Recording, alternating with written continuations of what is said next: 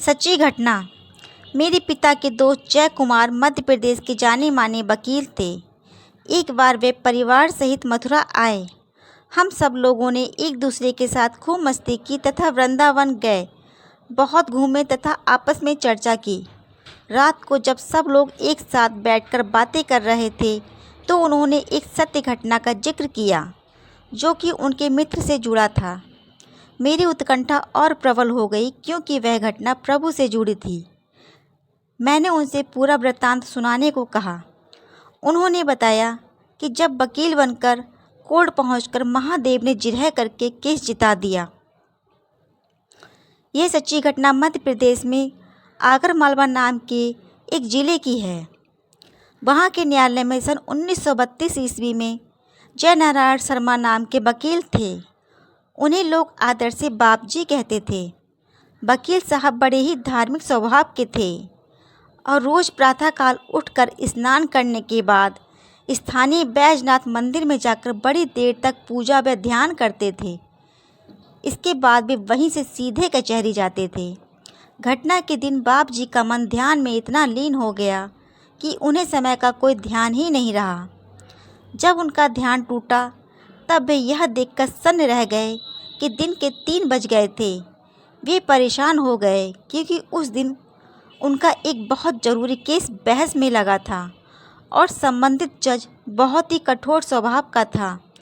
इस बात की पूरी संभावना थी कि उनके मुवक्किल का नुकसान हो गया होगा।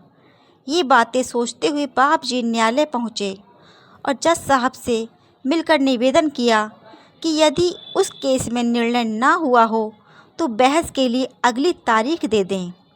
जज साहब ने आश्चर्य से कहा, यह क्या कह रहे हैं आप? सुबह आपने इतनी अच्छी बहस की, मैंने आपके पक्ष में निर्णय भी दे दिया और अब आप बहस के लिए समय ले रहे हैं। जब बाप जी ने कहा कि मैं तो था ही नहीं, तब जज साहब ने फाइल मंगवाकर उन्हें दिखाई। देखकर वह सन्न रह गए कि उनके हस्ताक्षर भी उस फाइल पर बने थे। न्यायालय के कर्मचारियों, साथी वकीलों और सब मुवक्किल ने भी बताया कि आप सुबह सुबह ही न्यायालय आ गए थे और अभी थोड़ी देर पहले ही आप यहाँ से निकले हैं। बाप जी की समझ में आ गया कि उनके रूप में कौन आया था। उन्होंने उसी दिन संन्यास ले लिया और फिर कभी न्यायालय या अपने घर नहीं आए। इस घटना की चर्चा अभी भी आगर मालवा के निवासियों और विशेष रूप से वकीलों तथा न्यायालय से संबंध रखने वालों में होती ही है। न्यायालय परिसर में बाप जी की प्रतिमा स्थापित की गई।